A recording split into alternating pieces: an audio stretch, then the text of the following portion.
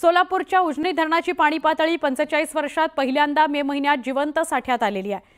धरणात सध्या 78 टीएमसी पाणी साठा आहे। आज दिवसाच्या पावसामुळे उजनी धरणामध्ये 8 दिवसाच्या सलग पावसामुळे उजनी धरणामध्ये 24 टीएमसी पाणी साठा शिल्लक आहे। आनंदाचं वातावरण त्यामुळे निर्माण झालेलं आहे।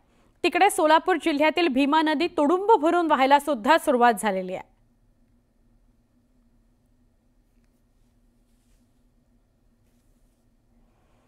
पाणी पातळी जिवंत साठ्यात रूपांतरित झाली, त्यामुळे सुंदर असं हे दृश्य पाण्याने भरलेल्या धरणाचं दृश्य आपल्याला बघायला मिळतंय।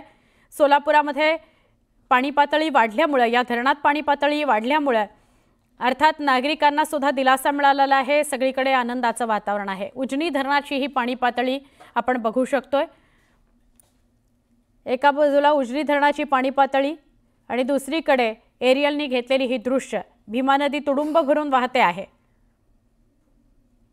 पाणी पातळी वाढली की जिवंत साठ्यामध्ये त्याचं रूपांतर होतं आणि त्यामुळे उजनीच्या भागात मुसळधार पाऊस सुखावून गेलेला आहे आणि भीमा नदी सुद्धा तुडुंब भरून वाहते आहे।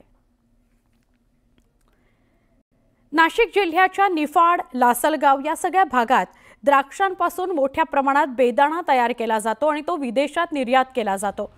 मात्र सलग झालेला पाऊस आणि बदलत्या वातावरणाचा फटका बेदाण्याला देखील बसलाय। पावसामुळे हजारो क्विंटल बेदाणा भिजून खराब झालाय। त्याला सुकवण्याकरता कडक उन्हाची गरज आहे, पण ढगाळ वातावरणामुळे बेदाणा सडू लागलेला आहे। बेदाणा उत्पादक शेतकरी आणि व्यावसायिक यांचं मोठं नुकसान झालेलं आहे। इतर पिकाप्रमाणेच आमच्या बेदाण्याचे पंचनामे सुद्धा करा आणि भरपाई द्या अशी मागणी शेतकरी करतो आहे।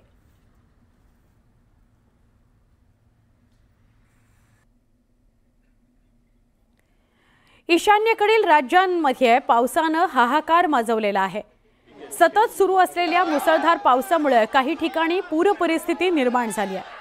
अरुणाचल प्रदेश, सिक्कीम, मिझोराम, आसाम, त्रिपुरा, मणिपूर या ठिकाणी मुसळधार पावसाने जनजीवन विस्कळीत झालेलं आहे। काही ठिकाणी नदीला पूर आलाय, काही ठिकाणी इमारत कोसळली आहे।